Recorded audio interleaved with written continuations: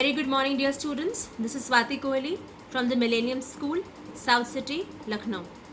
The last lesson that you had read, The Black Aeroplane, I hope that lesson is absolutely clear to all of you. Now, today I am going to begin with a new lesson from the book First Flight, from the Diary of Anne Frank by Anne Frank. Well, I believe this name Anne Frank is definitely not new to all of you. You all are aware about her, and you also have a brief about her story, the background, and the diary that she has written. The story that you would read here, which is basically an excerpt taken from her diary, is a more add-on to what your knowledge, what you already know about. Um, Before I begin, I just want to give you a brief introduction about Anne Frank. She was born on 12th of June 1929 and died 1945. So not real. She was just a young girl when she died, and she was a German-born Jewish girl. She wrote a diary while hiding with her family and four friends in Amsterdam during the German occupation of Netherlands in the Second World War. As the Nazis came to power in Germany, she along with her family moved to Amsterdam but got trapped with the Nazis occupied Netherlands. After the war ended, he returned to Amsterdam and found Anne's diary. Here he is Anne's father. So after the war, he was the only person who was left in the family. Rest everyone died. And when he came back, he found this book and he got it published under the name The Diary of a Young Girl. And this diary was actually a gift to Anne on her 13th birthday, and it gives us a great account of her life from 12th June 1942 till the last entry, which was done on 1st of August 1944.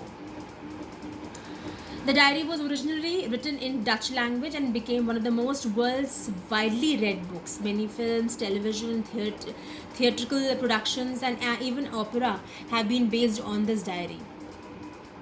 And it gives you enough information about the Holocaust victims.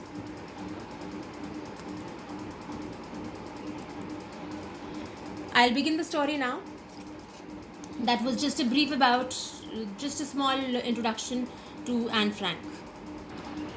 Writing in a diary is a really strange experience for someone like me. Not only because I've never written this diary before, but because it seems to me that later on neither I nor anyone else would be interested in the musings of a 13-year-old schoolgirl. Simple, she begins and she mentions this, that she finds that writing this diary was a very, very different and a very strange experience for her because she's never done it before. And secondly, she feels that no one ever would be interested in what a 13-year-old girl perhaps thinks and is noting down in her diary. And even she feels that one day, if she would grow up and she would also never be interested in knowing what she wrote at the age of 13 years. Musing here means a period of reflection or thought that struck her mind when she was just 13. Oh well, it doesn't matter. I feel like writing, and I have an even greater need to get all kind of things off my chest. Get all kind of things off my chest. Basically, a phrase which tells that one wants to express something and that has been bothering you, which you are worrying about, and you just wanted to say it. So she feels that she has a lot in her heart and she wants to just tell it to someone, and though she has lot many people around her, she never finds anyone so close that she could confide her feeling to. So she felt that writing a diary would be the best she could do. Paper has more patience than people. Of course, paper will never answer back, it will never stop her, it will never question her, so it definitely has more patience than people. I thought of this saying on one of those days when I was feeling little depressed and was sitting at home with my chin in my hands, bored and listless, wondering whether to stay in or go out. So this was a time when she began writing, when she was really bored of her own life. I finally stayed where I was, brooding.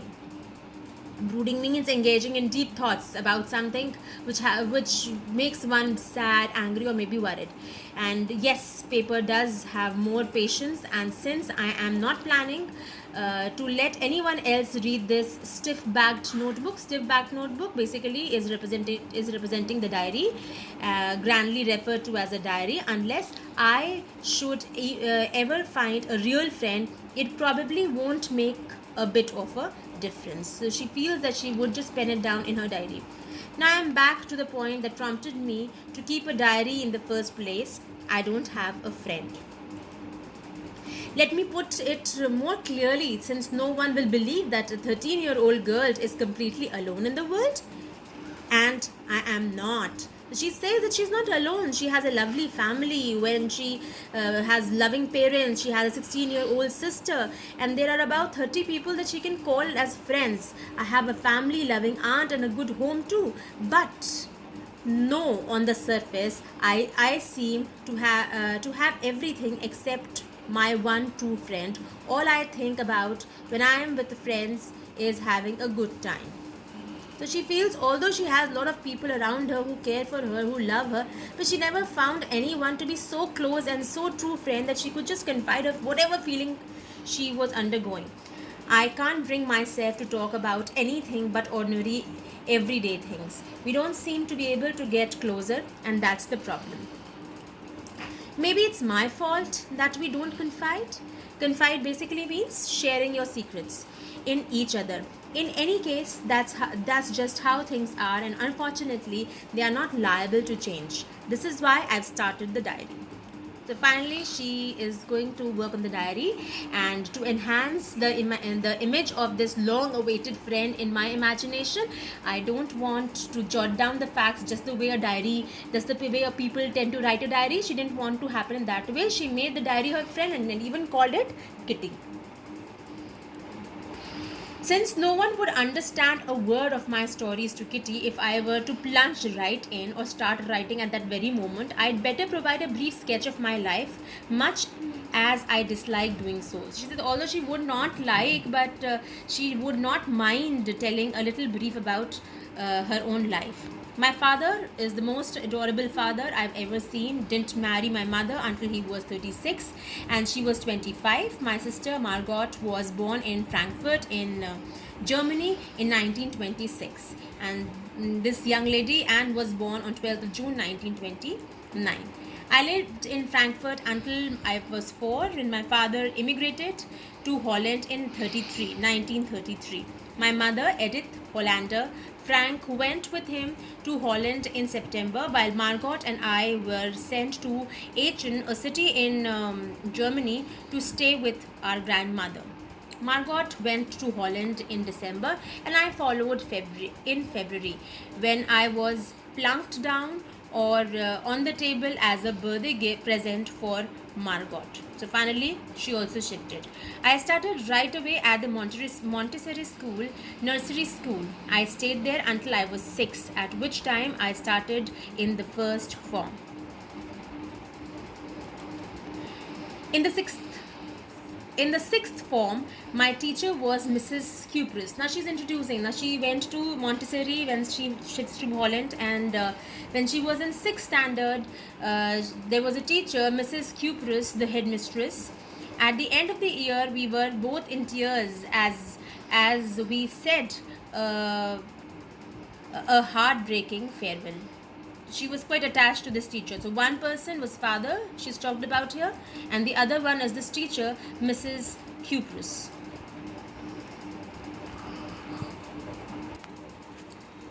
In the summer of 1941, Grandma fell ill. She was also very much attached to her grandmother.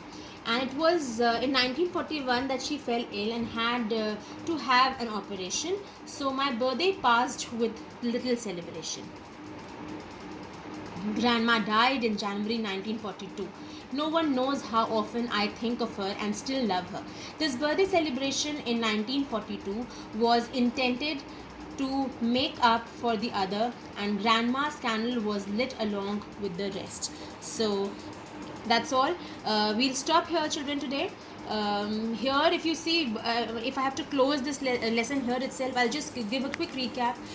She has basically talked about 3 persons in her life right now. One was her father, the other is Mrs. Kupris, the teacher, and her grandmother. with whom she was quite attached. With this note, I end here. I will just give you a small IP, which would be to read the lesson thoroughly, at least till here, so as you are clear and all your doubts are also cleared. And if you have any doubts, you can always ping me.